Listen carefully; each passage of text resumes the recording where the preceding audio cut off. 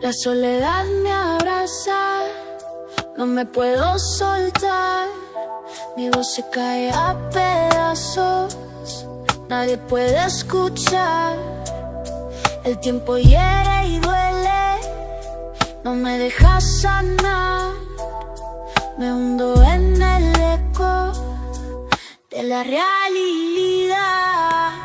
Pienso cómo le hago al comenzar. No puedo demostrar lo que para mí vale, sabes, es mucho para expresar.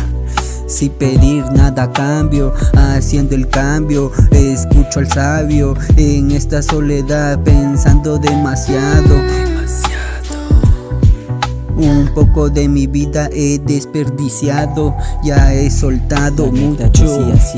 Solito me escucho entre cuatro paredes. Alguien me dice ya vas, y si retrocedes, lo que quieres no se te concede. Vaya, ya pasaron varios días desde que estaba fumándome partes del cora. Con cualquiera ya no se enamora. No se enamora. La soledad me abraza, no me puedo soltar. Mi voz se cae a pedazos, nadie puede escuchar. El tiempo hiere y duele, no me deja sanar. Me hundo en el eco de la realidad. Escribiéndola a cualquier hora. El sentimiento lo anoto porque se evapora.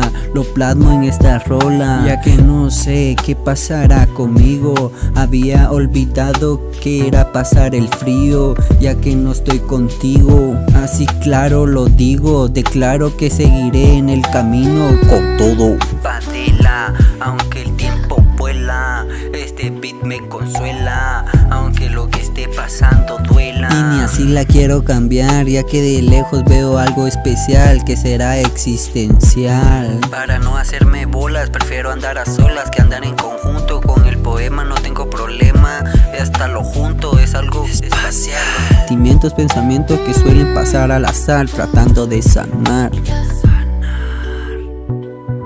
La soledad me abraza, no me puedo soltar. Mi voz se cae a pedazos, nadie puede escuchar. El tiempo hiere y duele, no me deja sanar. Me hundo en el eco de la realidad. La soledad me abraza, no me puedo soltar. Mi voz se cae a pedazos, nadie puede escuchar. El tiempo hiere y duele, no me deja sanar.